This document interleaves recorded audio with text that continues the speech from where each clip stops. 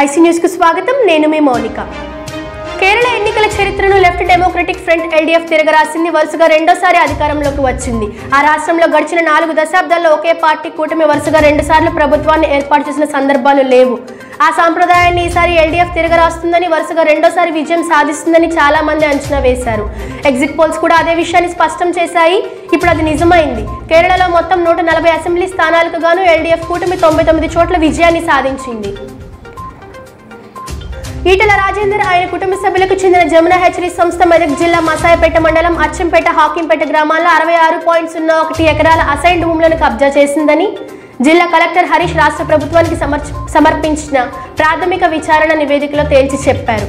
హాకింపేటలోని survey number 97, అచ్చంపేటలోని survey number 77, 78, 79, 80, 81, 82, 103లో ఆక్రమించిన assigned భూముల్లో poultry షెడ్లు, భవనాలు, రోడ్డును జమునా హ్యాచరీస్ నిర్మించిందని నిర్ధారించారు.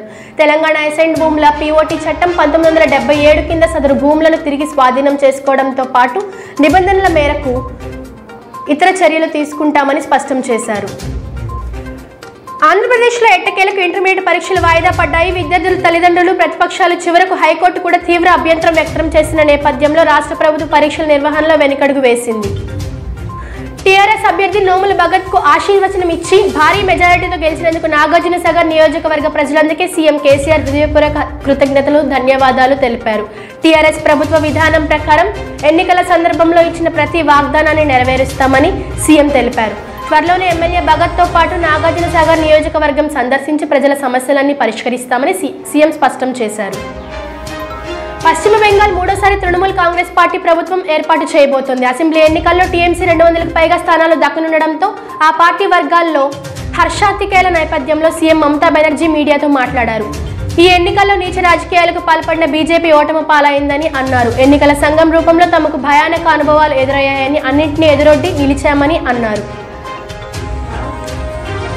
బెంగాల్ అసెంబ్లీ ఎన్నికల్లో కమ్యూనిస్టు పార్టీలతో కలిసి కూటమిగా పోటీ చేసిన కాంగ్రెస్ పార్టీకి ఊహించిన పరాభవం ఎదురైంది. తృణమూల్ ప్రభంజనంలో కాంగ్రెస్ కొట్టుకుపోయింది. ఒక్క స్థానంలో కూడా దక్కించుకోలేకపోయింది. బెంగాల్లో 2016 నాటి అసెంబ్లీ ఎన్నికల్లో 44 సీట్లు గెలుచుకుని ప్రధాన ప్రతిపక్షంగా అవతరించిన కాంగ్రెస్ నేడు 0కు పరిమితం కావడాన్ని ఆ పార్టీ శ్రేణులు జీర్ణించుకోలేకపోతున్నాయి. స్వాతంత్రం వచ్చాక దాదాపు 3 దశాబ్దాలు బెంగాల్ను ఏలిన కాంగ్రెస్ క్రమంగా తన పట్టును కోల్పోయింది. బంగ్లాదేశ్లోని పద్మ నదిలో సోమవారం ఉదయం 2 పడవలు ఢీకొన్నాయి. ఈ ప్రమాదంలో 25 మంది జలసమాధి అయ్యారు. స్థానికులు తెలిపిన వివరాల ప్రకారం షీబర్పట్నం సమయంలో పద్మ నదిలో 30 ప్రయాణికులతో వెళ్తున్న పడవ ఇసుక రవాణా చేస్తున్న ఓడను ఢీకొంది.